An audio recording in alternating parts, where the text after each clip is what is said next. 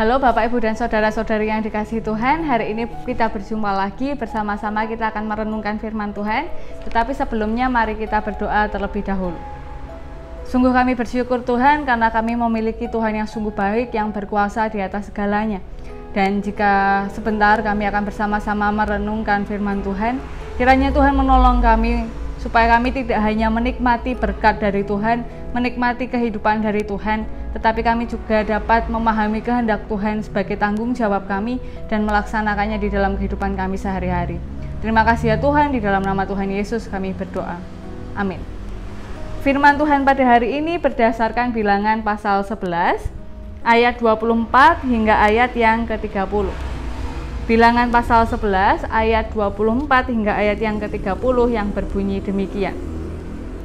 Setelah Musa datang keluar, disampaikannya firman Tuhan itu kepada bangsa itu. Ia mengumpulkan 70 orang dari para tua-tua bangsa itu dan menyuruh mereka berdiri di sekeliling kemah. Lalu turunlah Tuhan dalam awan dan berbicara kepada Musa. Kemudian diambilnya sebagian dari roh yang hinggap padanya dan ditaruhnya atas ke-70 tua-tua itu. Ketika roh itu hinggap pada mereka, kepenuhanlah mereka seperti nabi. Tetapi sesudah itu tidak lagi. Masih ada 2 orang tinggal di dalam perkemahan, di tempat perkemahan. Yang seorang bernama Eldad, yang lain bernama Medad.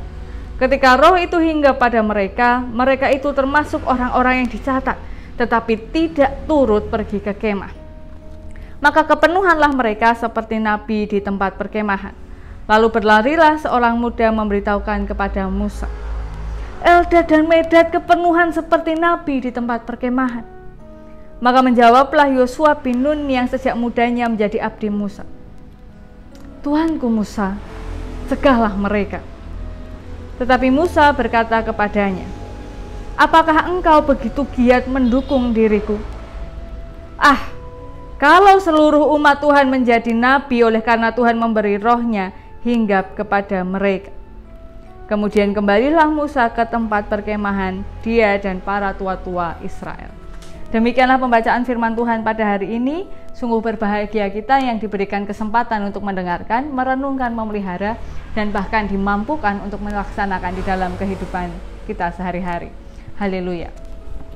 Bapak, Ibu, dan Saudara-saudari yang dikasihi Tuhan, beberapa tahun yang lalu saya menonton sebuah kartun yang berjudul Megamind.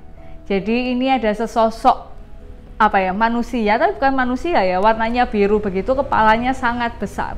Sejak kecil dia memang berbeda dari yang lain dan dia sangat jenius. Dan dari kepintarannya itu sebenarnya dia ingin menggunakan untuk menolong orang lain. Tetapi orang lain malah merasa takut. Dia malah berubah menjadi penjahatnya. Akhirnya dia memutuskan daripada saya berbuat baik dan orang tetap takut atau menyalahkan saya, baiklah saya menjadi penjahatnya saja. Dan benar, dia menjadi penjahatnya di kota itu. Nah, ketika ada penjahat, maka memang ada pahlawan yang sejak kecil mereka sebenarnya satu sekolah. Dan ketika Megamind ini melakukan sesuatu yang inginnya baik tapi hasilnya buruk, pasti dibereskan oleh seorang bernama Metroman. Jadi dia juga punya kekuatan yang luar biasa. Tetapi dia tidak biru, dia berwujud seperti manusia. Nah, Metroman ini kemudian di dalam tahun-tahun berikutnya menjadi musuhnya Megamind. Jadi Megamind kalau bosan atau apa, dia berusaha melakukan kejahatan, nanti ditolong oleh Metroman begitu secara terus-menerus. Karena Megamind merasa bosan. Tetapi dia tidak pernah satu kali pun mengalahkan Metroman. Hingga suatu ketika setelah melakukan rencana luar biasa, akhirnya Megamind berhasil menghancurkan Metroman. Jadi dia hilang Metroman-nya. Nah, akhirnya dia menjadi penjahat paling berkuasa. Tapi karena aslinya dia nggak jahat-jahat amat, ya, memang aslinya bukan penjahat, jadi dia tidak melakukan hal jahat. Nah, lalu setelah Metroman pergi, Megamind menjadi lebih bosan lagi. Tapi tiba-tiba ada penjahat yang sesungguhnya muncul, namanya Hal Stewart. Kalau tidak salah, nanti bisa dicek lagi ya. Nah, si Hal Stewart ini menjadi penjahat. Nah, Megamind ini bingung. Nah, aku kan bukan superhero, ngapain aku ngurusi dia lagi? Aku juga sudah pensiun karena kan aku sudah mengalahkan Metroman. Akhirnya Megamind ini mencari dan bertemu dengan Metroman. Ternyata Metroman itu tidak mati. Metroman itu bilang, aku juga bosan jadi pahlawan. Lagian selama sama kamu tuh aku tidak menjadi pahlawan, karena pahlawan itu hanya muncul ketika ada penjahat, dan kamu itu bukan penjahat. Nah, pada akhirnya ternyata Metroman tidak mau kembali untuk mengalahkan si penjahat aslinya yang tadi Hal Stewart itu. Justru Megamind yang menjadi musuhnya, yang menjadi pahlawan di film Megamind itu. Jadi yang tadinya penjahat berubah menjadi pahlawan super. Nah, apa yang bisa kita pelajari dari cerita soal Megamind tadi? Bahwa setiap orang kalau ada kesempatannya, kalau terpilih, kalau punya kekuatan super, bisa menjadi pahlawan di sebuah film super, ya kan? Tidak harus selalu Metroman yang tampan, yang berbentuk manusia, yang gagah seperti Superman, Batman, dan lain-lain yang menjadi pahlawan, tetapi yang berbentuk alien biru pun bisa menjadi pahlawan. Walaupun orang-orang saat itu juga tidak percaya bahwa seorang penjahat rupanya bisa menjadi pahlawan. Nah, ini juga yang saat itu dialami oleh orang-orang yang tadi kita baca. Jadi kisahnya ini adalah tentang orang-orang yang merasa bahwa orang lain tidak layak menerima anugerah dari Tuhan. Jadi kisahnya adalah Musa itu diperintahkan oleh Tuhan untuk mengumpulkan 70 orang dari para tua-tua bangsa, dan mereka nanti akan diberikan tanggung jawab, karena kan Musa akan kesulitan kalau dia harus melakukan semuanya sendirian. Maka dipilihlah 70 dari para tua-tua bangsa itu, dan kemudian Tuhan memberikan kepada mereka roh. Jadi itu seperti pelantikan dan peneguhan sebelum mereka melayani. Nah, tapi ketika ada upacara pelantikan itu ada 2 orang tidak datang, tidak ikut ke upacara itu. Namanya adalah Eldad dan Medad. Jadi anggapannya orang-orang ini, coba Bapak Ibu yang mungkin pernah upacara atau datang pelantikan, lalu ada orang-orang ini tidak ikut dilantik, tidak taat, tidak disiplin. Tapi lucunya, bukan lucunya, uniknya Eldad dan Medad ini juga kepenuhan roh Tuhan seperti yang dialami oleh para tua-tua lain yang datang ikut di kesakralan upacara tadi. 2 yang tidak ikut ini kok bisa kepenuhan roh Tuhan. Nah, orang yang melihat, loh, mereka itu nggak ikut kumpul, mereka itu tidak ikut taat, mereka itu tidak datang, kok mereka bisa mendapat hal seperti itu? Maka datanglah mereka mengadu pada Musa. Itu loh mereka yang di sana yang nggak ikut tadi loh, masa kepenuhan roh Tuhan juga sama seperti yang lain-lain yang datang tadi. Nah, Yosua yang masih muda, yang dari awal memang mengikut Musa, panas hatinya. Lah ini mereka kok nggak ikut kumpul, nggak taat, tidak menurut, kok bisa-bisanya kepenuhan roh Tuhan? Tuanku, cegahlah mereka. Lalu jawabnya Musa, kalau seluruh umat Tuhan menjadi nabi oleh karena Tuhan memberi rohnya hingga kepada mereka. Artinya adalah yang memilih manusia untuk menjadi nabi atau menjadi pelayan Tuhan itu bukan Musa, bukan juga Yosua, bukan juga orang-orang Israel, tetapi Tuhan. Mari kita pikir bersama, Tuhan itu tahu nggak ya 2 orang tadi itu nggak ikut bareng-bareng datang ke pelantikan itu? Tahu.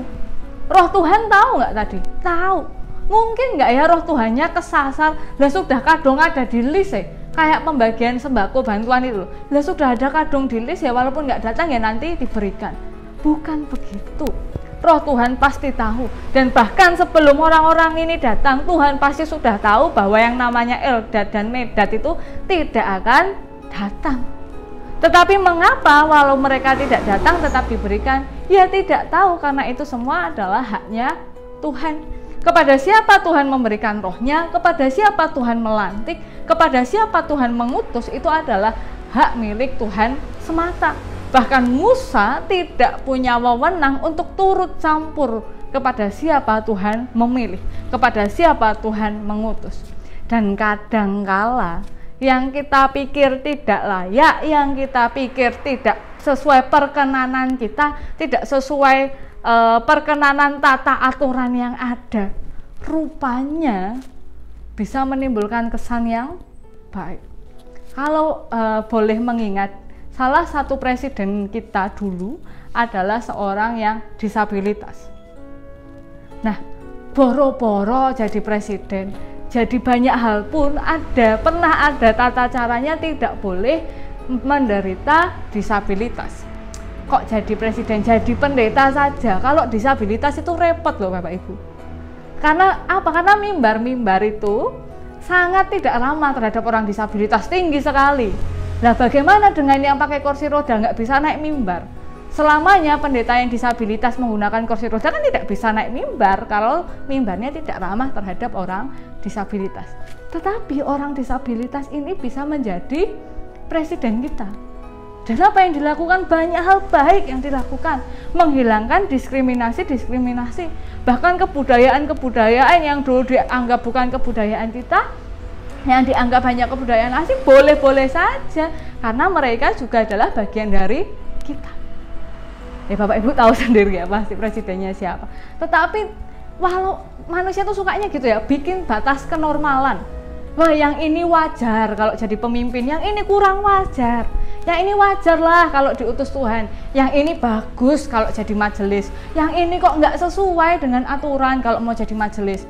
Lah kalau dia itu layak jadi pelayan Tuhan, lah yang ini loh kayak begini.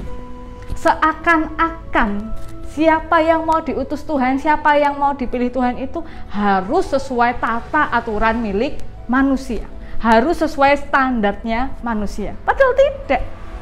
Namanya pelayan Tuhan, yang meng-hire, yang melantik, yang memanggil ya Tuhan. Dan bahkan kalau mau memperhentikan juga adalah haknya Tuhan. Nah, pada hari ini kita diingatkan ada satu hal utama adalah mari kita tidak melihat semua orang, bahkan diri kita sendiri itu dengan kacamata yang sempit. Tidak perlu repot-repot menghakimi mana yang layak, mana yang tidak. Tetapi mari mengapresiasi ketika Tuhan memilih seseorang untuk berkarya di suatu tempat. Ya memang itu tanggung jawabnya, ya memang ke situ Tuhan mengutus mereka. Walah mbiyen kae lho wonge jahat kok saiki sok-sokan jadi sukarelawan COVID-19. Ya bukan sok-sokan. Ya mungkin memang ada pertobatan lalu sekarang dia menjadi orang yang begitu baik dan melayani di posko COVID-19.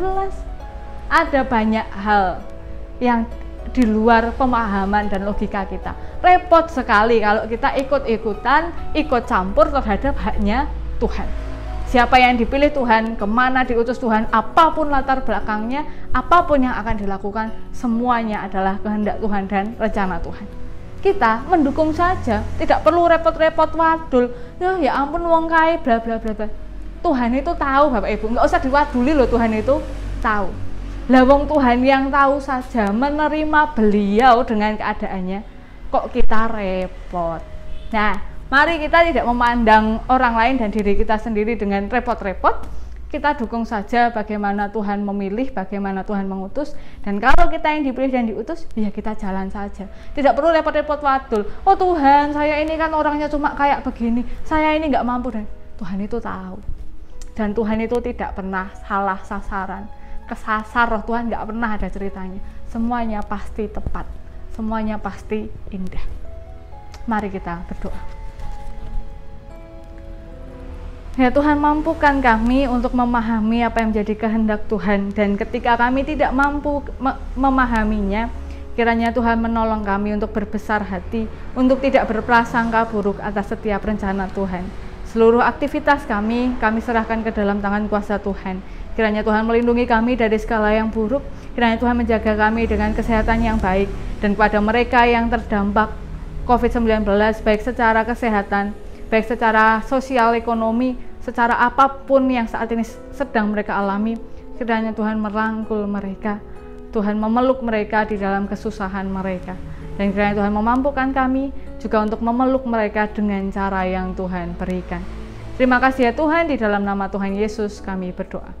Amin. Demikian yang dapat bersama-sama kita renungkan, kiranya dapat menjadi pengingat, penguatan, penghiburan bagi kita semua. Dan sampai jumpa lagi di renungan harian yang berikutnya. Saya bersyukur sekali kepada Bapak Ibu yang mau meluangkan waktu untuk bersama-sama merenung, meluangkan waktu menuliskan di kolom komentar, atau mungkin memberikan masukan dan lain-lain, senang sekali. Dan sampai jumpa, Tuhan memberkati kita semua. Dadah.